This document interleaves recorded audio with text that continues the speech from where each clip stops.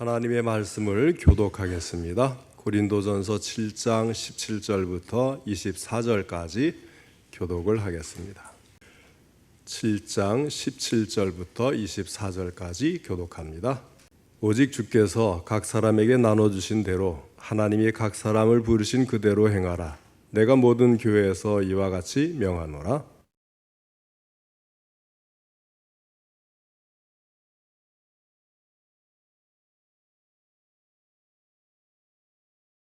할례 받는 것도 아무것도 아니요 할례 받지 아니하는 것도 아무것도 아니로되 오직 하나님의 계명을 지킬 따름이니라. 내가 종으로 있을 때에 부르심을 받았느냐 염려하지 말라. 그러나 내가 자유롭게 될 수 있거든 그것을 이용하라.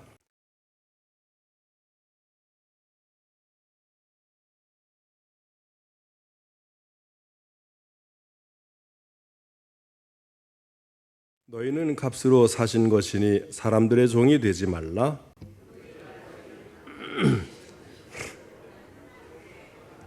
이 시간에는 그리스도인의 삶의 원리라는 제목으로 함께 말씀을 듣겠습니다. 먼저 하나님께 기도드리겠습니다. 하나님 아버지, 오후 예배도 받아주시고 또 귀한 말씀 주시니 감사를 드립니다. 이 말씀을 통해서 오늘 저희들에게 하시고자 하는 주의 음성을 들을 수 있도록 성령님이 함께 하시고 도와주시옵소서. 예수님의 이름으로 기도하옵나이다. 아멘. 오늘 본문 말씀은 우리 신앙에 있어서 내적 생활의 변화가 외적 신분의 변화보다 더 중요하다는 사실을 가르쳐주는 말씀입니다. 자, 이 말씀 바로 앞에 보면 결혼의 문제를 다루는 것이 나오는데요. 결혼 문제에서도 현재의 상태를 유지하는 것이 좋다. 예를 들면 독신으로 있는 사람은 독신으로 있는 것도 좋겠다. 또 이제 결혼한 사람은 결혼한 것을 잘 유지하는 것이 좋겠다. 남편이 마음에 들지 않는다 할지라도 또는 아내가 믿지 않는다고 할지라도 그 상태 그대로 어떻게든지 하나님께 영광 돌리고 하나님의 계명을 지키는 것이 중요하다. 지금 그런 이야기입니다. 오늘 본문에서는 이제 할례의 얘기가 나오잖아요. 할례를 받았든지 안 받았든지 그것은 외적인 형식의 문제이지 더 중요한 것은 하나님의 계명, 하나님의 말씀을 지키고 순종하는 것이다. 이렇게 말씀을 하고 있습니다.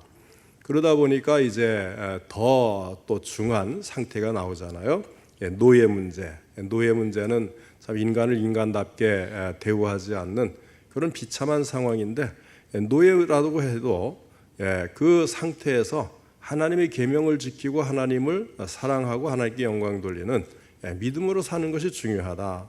그러니까 진실한 인간은 비록 신분상 노예일지라도 그 본성을 노예라고 할 수가 없고 거짓된 인간은 진실한 의미에서 노예가 아닌 자유인이었다고 할지라도 진실한 의미에서는 자유인이 아니라 무엇인가에 이 노예 생활을 하는 그러한 존재. 뭐 예를 들면 이제 죄의 노예라든지.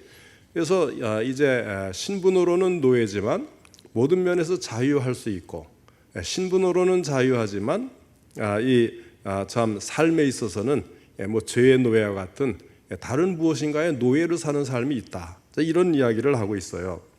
그러니까 미혼이든 독신이든 기혼이든 이 형식적인 문제일 뿐이고 더 중요한 것은 내적인 상태.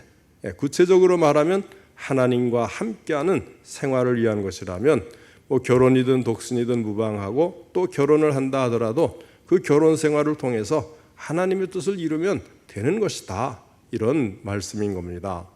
그러므로 오늘 본문의 말씀은 생활 조건이 어떠하든지 그리스도인답게 살 수 있으면 그리스도인답게 살라 이렇게 가르쳐 주는 말씀입니다. 그것이 바로 그리스도인의 삶의 원리라는 거예요. 그러니까 부자는 부자대로 하나님의 계명을 따라 살고 가난한 사람은 가난한 대로 하나님의 계명을 따라 살고 또 이제 재능이 있는 사람은 재능이 있는 대로 하나님의 계명을 순종하고 재능이 없으면 재능이 없는 대로 하나님을 순종하며 살고 이렇게 자기 위치 그것이 어떤 환경이 나에게 주어졌어도 거기에서 하나님을 사랑하고 하나님의 계명을 지키면서 하나님의 영광을 위해 사는 것이 우리 인간의 본연의 목적이고 그렇게 하는 것이 옳다. 지금 그런 이야기입니다. 그래서 이것이 그리스도인의 삶의 원리다. 이렇게 말씀을 하는데, 자, 오늘 본문 말씀에서 말하는 그리스도인의 삶의 원리를 찾아보면 세 가지로 설명을 할 수가 있습니다. 첫째는 하나님이 각 사람을 부르신 그대로 살아라, 그런 말씀입니다. 그 위치에서 그대로 행하라, 그런 뜻입니다. 17절 상반절에 오직 주께서 각 사람에게 나눠주신 대로 하나님이 각 사람을 부르신 그대로 행하라 그랬습니다. 무슨 뜻이겠습니까? 각 사람은 각각 자기의 위치에서 최선을 다하여 하나님을 섬기라는 그런 말씀입니다. 신자에게 있어서 중요한 것은 하나님을 잘 섬겨서 하나님과 동행하고 하나님께 영광을 돌리는 것입니다. 자신의 위치, 환경, 여건, 신분, 이것을 바꾸는 것이 중요하지 않다는 거예요. 바꾸지 말라는 게 아니고 바뀔 수도 있지만 바뀌든지 안 바뀌든지 중요한 것은 항상 하나님을 보고 하나님의 계명을 순종하며 사는 이런 것이 중요하다. 그러니까 사도 바울은 모든 사람들은 그리스도인이 된 후에는 그들이 예수 믿기 전에 가졌던 동일한 사회적인 지위를 그대로 유지하면서 하나님께 영광을 돌려야 된다. 이런 사실을 가르쳐 주는 거예요. 이 고린도라고 하는 도시에 살던 사람들이 어느 날 예수님을 나의 구세주로 영접을 하고 교회 구성원이 되었습니다. 다양한 이적들과 은사들을 체험한 사람들도 있었습니다. 그래서 고린도서에는 참 은사가 뭐 신유의 은사라든지 또 방언의 은사라든지 이런 그 특별한 그런 은사들을 많이 이제 나타난 거죠. 자, 복음 안에서 이제 깨닫게 되었어요. 아, 인간은 완전히 평등한 존재구나. 뭐 처음부터 노예와 자유인이 있는 것도 아니고 또 뭐 주인과 종이 있는 것도 아니고 완전히 평등한 것이 인간이구나. 뭐 남자 여자 구별할 것 없이 다 평등하구나. 성경을 읽다 보니까 깨달아지는 거죠. 복음이 제시하는 영광스러운 약속들이 있어요. 왕 같은 제사장들이고 그리스도의 이제 형상으로 다시 깨어날 것이고 우리는 하나님의 형상으로 지음받은 사람들이고 그래서 예수 그리스도의 재림과 완성될 천국의 모습 같은 것들을 받아들이고 나니까 이 초신자들의 마음과 생활에 전혀 느끼지 못한 동요와 변화를 가져오게 된 거예요. 자, 이 놀라운 체험으로 아내들은 믿지 않는 남편을 떠나고 싶어 했고 남편들은 그들의 믿지 않는 아내들을 떠나고 싶어 했습니다. 노예들은 주인의 권위를 부인하고 싶어 했습니다. 주민들은 주권자들의 권위를 부인하고 주 안에서 자유를 찬양하며 전도하고 그리고 예배를 드리며 살고 싶어 했을 것입니다. 나를 핍박하는 이 남편과 헤어지기만 하면 내가 주님을 위해서 이런저런 봉사를 마음껏 할 수 있을 텐데 그러면서 자기 위치에서 이탈하고 싶어하는 그런 욕망이 들기 시작했다는 거예요. 그래서 하나님은 바울을 통해서 고린도 교인들에게 말씀을 하시는 것이 17절 말씀입니다. 오직 주께서 각 사람에게 나눠주신 대로 하나님이 각 사람을 부르신 그대로 행하라. 내가 모든 교회에서 이와 같이 영하노라. 오직 주께서 각 사람에게 나눠주신 대로 이것은 세상에서의 우리의 사정과 환경은 하나님의 섭리, 하나님의 뜻 가운데서 된 것이라는 뜻이에요. 왜 누구는 뭐 왕자로 태어나고 누구는 뭐 재벌가의 금수저로 태어나고 누구는 참 어렵고 힘든 가정에 겨우겨우 이제 뭐 교육도 제대로 못 시킬 정도로 가난한 집안에 태어나게 하고 이런 것을 하면서 살아가면서도 다양한 환경과 위치가 주어지잖아요. 그러면 그것이 하나님의 뜻과 관계없이 뭐 우연하게 이루어졌느냐? 아니라는 겁니다. 그것이 다 하나님의 섭리와 하나님의 뜻 가운데서 나를 위해 이루어진 것인데 이것을 하나님의 뜻과 관계없이 내 임의로 마구 바꾸는 그런 그 생각을 하면 안 된다는 거예요. 그래서 모든 일을 그분의 뜻대로 뜻의 결정대로 일하시는 하나님은 사람에게 각 사람의 위치나 환경이나 여건이나 신분을 이런 모양 저런 모양으로 다양하게 주셨어요. 그러므로 모든 신자는 하나님의 주권적 손 안에서 안식과 만족을 누리면서 신앙생활과 주어진 직업, 직장, 가정, 사회에서 전심전력을 다해야 하는 것입니다. 하나님의 선하신 뜻이 있음을 믿고 주어진 환경 속에서 불평이나 원망하지 않고 최선을 다해서 삶을 살라고 하는 것입니다. 아버지 어머니 품에서 사랑받고 자라던 요셉이 형들의 미움을 받다가 마침내 구덩이에 던져지고 끝내는 종으로 팔려가서 감옥에 갇히는 그런 순환까지 연속적으로 고난이 찾아왔습니다. 그런데 요셉은 매 순간 그 환경을 불평하지 않고 원망하지 않고 하나님 앞에 하나님을 믿고 의지하면서 그 자리에서 최선을 다하는 그런 사람 아니었습니까? 요셉이 종살이로 들어갔는데 사실 야곱이라는 사람은요, 아브라함과 이삭과 야곱 이런 사람들은 족장입니다. 족장이면 뭐 옛날 말로 하면 추장이라고 해야 될까요? 아니면 뭐 토족 부호라고 할까요? 저 지방 부호라고 할까요? 그러니까 거기는 종도 많고 이제 가축도 많고 뭐 거의 참 왕자처럼 큰 거나 마찬가지라고 보면 돼요. 큰 부자의 집에 이 요셉이 태어난 거죠. 족장인 야곱의 아들이니까 얼마나 재산이 많고 또 땅을 일부 이제 뭐 구입을 하든지 아니면 개척을 하든지 해서 많은 종을 부리면서 사는 그 집에 이 12아들을 낳은 것에 11번째 아들이 요셉 아니겠습니까? 자, 그런 이 요셉이 이 종으로 팔려갔어요. 노예 생활을 합니다. 그러면 참 내가 왜 여기 와서 이런 삶을 살아야 돼 하고 원망하거나 주저앉았다면 그는 그 이후에 있을 그 영광스러운 일들이 나타날 수가 없었을 거예요. 요셉은 종살이를 할 때도 거기서 최선을 다합니다. 자기가 그럴 사람이 아니지만 주인이라고 하는 사람을 주인으로 잘 섬겼어요. 그런데 또 그러다 보니까 가정의 총무가 됐잖아요. 전체를 다 맡기는, 가족 말고는 다 맡기는 그런 총무가 됩니다. 그런데 또 억울하게 보디발 장군 부인의 유혹을 거절하다가 다시 감옥에 갇히는 신세가 됐습니다. 그래도 요셉은 감옥에서도 하나님과 사람 앞에서 최선을 다하고 성실하게 일하니까 이 간수장이 감옥에 있는 모든 일들을 다 요셉에게 맡기는 거예요. 요셉이 그걸 다 주관하는 그런 사람이 되지 않습니까? 그러다가 이제 꿈을 해몽하고 애굽의 총리 대신으로 오르게 되는 그런 결과를 가져오는 것도 이 요셉이 자기에게 주어진 환경이 그것 때문에 나는 못하겠습니다가 아니고 거기에 감사하고 최선을 다하니까 그런 자리에 올라가는 거예요.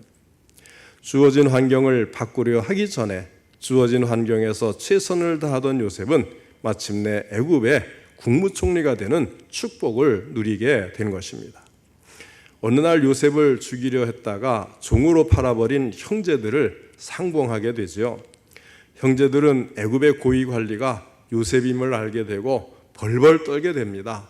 그동안 있었던 여러 가지 이상한 일들이 요셉이 우리에게 보복하고 우리를 벌주려고 작전을 모략을 짜는구나 이렇게 생각하니까 얼마나 무섭습니까?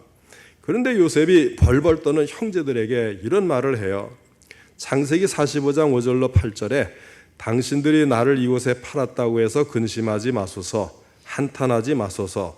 하나님이 생명을 구원하시려고 나를 당신들보다 먼저 보내셨나이다. 이 땅에 2년 동안 흉년이 들었으나 아직 5년은 밭갈이도 못하고 추수도 못할지라. 하나님이 큰 구원으로 당신들의 생명을 보존하고 당신들의 후손을 세상에 두시려고 나를 당신들보다 먼저 보내셨나니 그런즉 나를 이리로 보낸 이는 당신들이 아니요 하나님이시라. 형제들의 그 악한 마음 때문에 노예로 팔려가고 수많은 고생을 했는데도 그것이 형제들 때문이 아니라는 거예요. 하나님이 나를 그 자리에 두셨다는 거예요.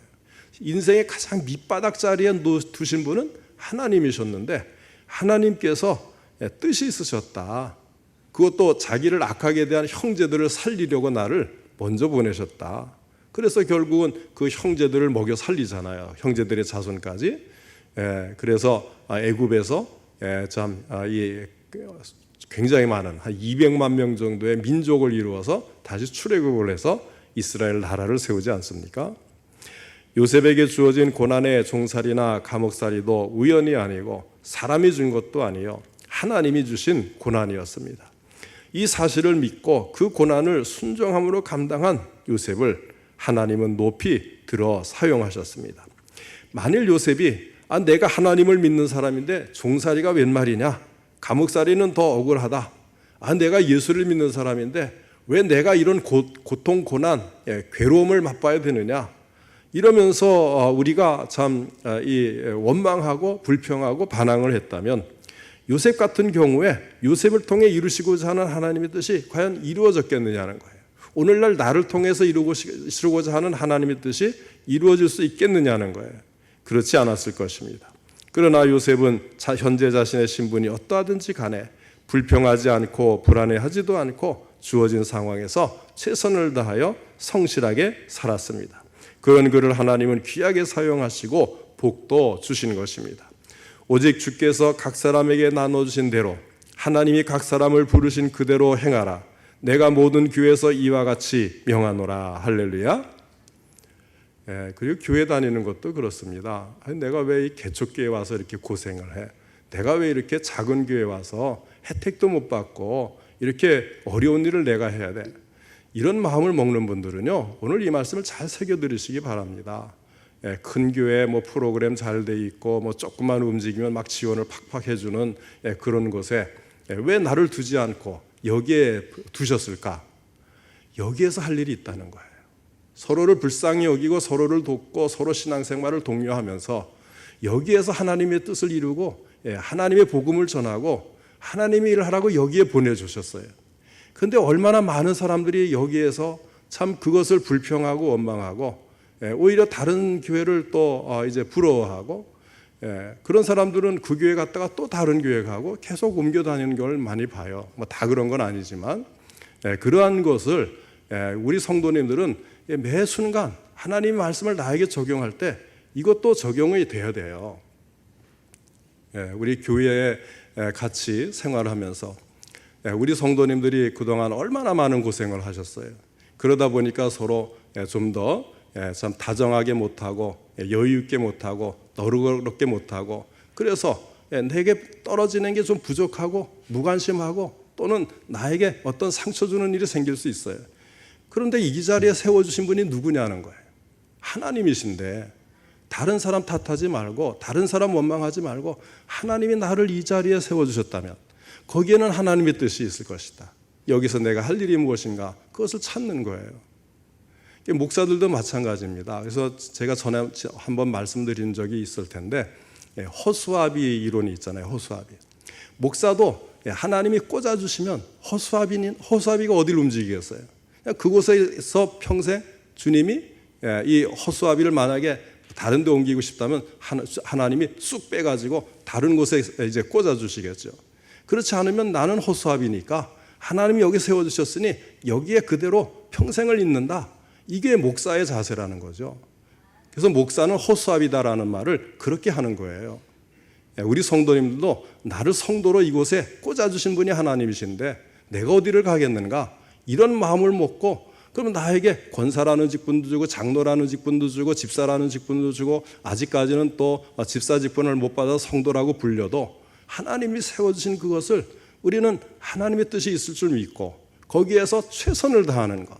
중요한 것은 어느 교회냐가 아니라 하나님의 계명을 지키고 순종하고 하나님의 영광을 위해 사느냐. 이게 제일 중요한 거잖아요. 그러지 않고 막 이 교회 저 교회 옮겨 다닌다고 해서 그게 하나님께 영광이 될까요? 정말 하나님께 영광이 된다고 생각하십니까? 천만의 말씀이죠. 범죄하는 거죠, 오히려.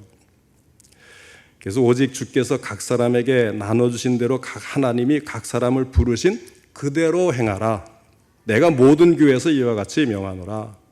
하나님이 세워진 그 직분, 그 자리, 그 위치나 환경을 바꾸려 하지 말고 부름받은 대로 최선을 다하시기 바랍니다. 죽도록 충성하라. 그리하면 내가 생명의 관을 내게 주리라. 이 말씀을 믿고 순종하셔서 하나님의 칭찬과 상급과 축복을 받으시기 바랍니다. 그 다음에 둘째는 오직 하나님의 계명을 지키며 살라는 겁니다. 18절에 할례자로서 부르심을 받은 자가 있느냐, 무할례자가 되지 말며 무할례자로 부르심을 받은 자가 있느냐, 할례를 받지 말라 하였습니다. 예수님을 믿어 거듭나니까 하나님의 자녀된 신자들에게는 할례는 아무것도 아니라는 말씀이죠. 할례는 구약시대에 속한 의식일 뿐이고 예수 그리스도의 나타나심으로 시작된 신약시대는 구약의 모든 의식들이 그리스도로 말미암아 완성된 시대입니다. 그러므로 더 이상 할례를 비롯한 구약의 의식들이 필요가 없게 되었습니다. 따라서 할례자로 부르심을 받은 자는 무할례자가 되지 말 것이며 무할례자로 부르심을 받은 자는 할례를 받지 말라는 말씀입니다. 아무것도 아닌데 받았다고 뭐 탓할 것도 없고 안 받았다고 받아야 될 것도 없고 그냥 하나님 말씀의 계명에 순종하는 것이 제일 우선이다. 가장 중요하고 가치 있는 것이다. 그렇게 말씀을 하는 겁니다. 그래서 바울은 19절에 할례 받는 것도 아무것도 아니요 할례 받지 아니하는 것도 아무것도 아니로되 오직 하나님의 계명을 지킬 따름이니라 했습니다. 갈라디아 5장 6절에서는 그리스도 예수 안에서는 할례나 무할례나 효력이 없으되 사랑으로서 역사하는 믿음뿐이니라 하고 말씀을 했습니다. 하나님의 은혜로 구원받은 신자들이 전심전력해야 될 일은 하나님의 말씀, 주님이 주신 계명에 순종하고 복종하여서 하나님을 기쁘시게 하고 많은 열매를 맺어 하나님께 영광을 돌리는 일이다. 이것을 믿으시기 바랍니다. 사도 바울은 지금 예수를 믿고 급격한 변화를 가져올 필요가 없다는 예를 들기 위해서 할례 제도와 노예 제도를 예로 가르치고 있는 것입니다. 사도 바울이 복음을 전하던 시대에 할례를 받은 상태에서 예수 믿고 구원받은 유대인들 중에는 그들이 옛 신앙을 버렸을 때 할례 표시를 지우려고 애쓰는 그런 습관도 있었습니다. 그와 반대로 이방인들 중에서 구원받은 성도들은 또 사도들이나 유대인 성도들처럼 자신들도 할례 받기를 원하는 사람도 있었어요. 자, 이런 현실 앞에서 바울이 충고하는 것은 이미 할례를 받고 믿은 자는 그 할례 흔적을 없이 할 필요가 없고 할례를 받지 않고 예수 믿은 자들도 유대인 풍습을 따라 할례 받을 필요가 없다 이렇게 말하고 있습니다. 그 이유는 구약의 할례는 자기 백성을 거룩하게 구별하려는 뜻에서 시작을 해서 메시아를 기다리는 소망과 관련되어 있기 때문입니다. 그러니까 구약의 할례는 성별의식이고 그 중심은 순결인데 그런데 이제는 예수님이 오셨어요. 그래서 예수님을 믿어서 이미 우리가 죄 씻음을 받는 순결과 성결이 이루어진 거예요. 자, 그래서 이제는 할례가 아니라 예수 그리스도를 믿었다고는 표시로 예수의 이름으로 세례를 받고 죄 사함을 받게 되는 것입니다. 신앙은 이렇게 외적인 의식이나 직업이나 신분의 문제가 아니라는 거예요. 그 사람의 마음 중심의 하나님의 계명을 정당하게 받아들이고 순종하는가에 달려 있다는 말씀입니다. 예수 믿고 구원받은 성도들은 죄 짓는 직업이나 죄 짓는 환경이 아니라면 급격한 변화를 서둘러 가질 필요가 없다는 말씀입니다. 중요한 것은 그 위치와 환경에서 하나님 말씀을 지켜 실천하는 사람이 되라는 것입니다. 일찍이 예수님께서는 나의 계명을 지키는 자라야 나를 사랑하는 자니 나를 사랑하는 자는 내 아버지께 사랑을 받을 것이요 나도 그를 사랑하여 그에게 나를 나타내리라 하고 말씀하신 적이 있습니다. 21절 상반절입니다. 내가 종으로 있을 때에 부르심을 받았느냐 염려하지 말라 하였습니다. 이 당시 이 고린도 교회 안에는 노예 출신 교인들이 많이 있었어요. 그래서 이제 성찬식 때 문제가 되는 게 노예 출신들은 이제 나가서 그 하루 종일 일하고 저녁에 이제 배고파서 돌아왔는데 성찬식이 애찬식이라고 해가지고 배불리 먹는 그런 이제 음식들을 이제 준비하거든요. 자유인들은 일찍 와가지고 우리 배고픈데 우리끼리 예식을 하고 많이 먹자. 그래가지고 자기들은 일찍 예식을 하고 이제 성찬식을 빙자해서 많이 먹었어요. 그런데 노예들은 하루 종일 이제 참 힘들여 일하고 저녁에 교회 와서 성찬식에도 좀 참여하고 그러려고 했는데 이미 먹을 걸 다 먹어버렸단 말이에요. 이런 문제도 생길 정도로 노예 출신들이 그때 고린도 교회에 많이 있었다는 겁니다. 그래서 예수 믿는 노예들은 노예 상태에서 벗어나는 것이 신자됨의 첫일이라고 생각하는 사람들이 있었어요. 내가 이제 예수 믿고 하나님을 자유롭게 섬기려면 나는 자유인이 되어야 되겠다. 그런 사람들에게 바울이 가르쳐주는 것이 무엇입니까? 무슨 말이냐? 한 인간이 그리스도인이 되었다는 것으로 노예 신분이 사라지는 것도 아니요, 구태여 사라질 필요도 없다는 것입니다. 인생에서 중요한 것은 주님으로부터 부르심을 받았다는 것입니다. 죄악의 속박에서 자유를 얻었다는 사실입니다. 어떤 인간의 사슬도 속박도 예수 믿는 신자의 영혼을 속박할 수가 없다는 이것을 믿으라고 하는 것입니다. 그렇다고 해서 노예제도를 인정하거나 무작정 노예로 머물라는 것도 아니에요. 이런 말씀은 이 현상 타파를 어떤 잘못된 불법적인 것이나 또는 폭력이나 아니면 이제 사회적으로 이제 법을 어기는 것으로 잘못 행할까봐 이렇게 말씀하는 것이지, 21절 하반절에 뭐라고 하냐면 그러나 내가 자유롭게 될 수 있거든 그것을 이용하라. 하나님은 자유인이 되기를 원하시고 그것이 또 우리가 할 수 있으면 하는 것이 옳다, 이렇게 말씀을 하는 거예요. 그러니까 정당한 방법으로 자유될 수 있다면 굳이 그것을 외면할 필요가 없이 자유를 얻어 자유인이 되도록 택하라 그런 겁니다. 그래서 그것을 하나님의 영광을 위해서 자유 없던 때를 기억하면서 이웃을 돌보는 데도 사용하도록 그렇게 권면을 하고 있습니다. 자, 마지막 세 번째는 사람의 종이 되지 말고 그리스도의 종이 되라고 하는 것입니다. 23절 24절을 우리 다 같이 읽겠습니다. 7장 23절 24절 우리 다 같이 읽겠어요. 시작. 너희는 값으로 사신 것이니 사람들의 종이 되지 말라. 형제들아, 너희는 각각 부르심을 받은 그대로 하나님과 함께 거하라. 아멘. 자, 이 말씀은 신자들이 예수 그리스도의 보혈을 통해서 구속받고, 다시 말하면 죄 용서받고 구원받은 것을 가리키는 것입니다. 신자는 예수 그리스도의 속죄의 죽으심을 믿음으로 하나님의 자녀가 되어서 영생을 소유하게 됩니다. 우리의 모든 죄를 깨끗하게 씻기는 예수님의 보혈이 우리를 살렸어요. 자, 이렇게 주님의 은혜로 하나님의 자녀된 사람은 종이든 자유자든 사람들의 종이 되지 말아야 한다는 것입니다. 하나님의 자녀답게 살아야 된다는 거예요.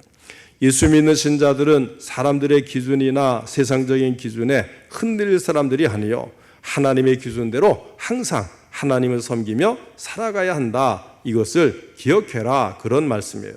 자, 24절에 형제들아 너희는 각각 부르심을 받은 그대로 하나님과 함께 거하라 그랬어요. 신자는 예수 그리스도 안에 안식하면서 하나님 한 분으로 만족하고 각각 부르심을 받은 그대로 하나님과 함께 살아가야 합니다. 하나님과 함께 살아가는 사람은 형용할 수 없는 기쁨과 깊은 평안과 조용한 안식과 진정한 만족을 누리게 됩니다. 그리스도의 종된 우리 그리스도인들은 모든 삶의 현장에서 어떻게 살아야 하는가 하면 에베소 6장 5절에 이것에 대해서 이런 말씀을 했어요. 종들아 두려워하고 떨며 성실한 마음으로 육체의 상전에게 순종하기를 그리스도께 하듯 하라.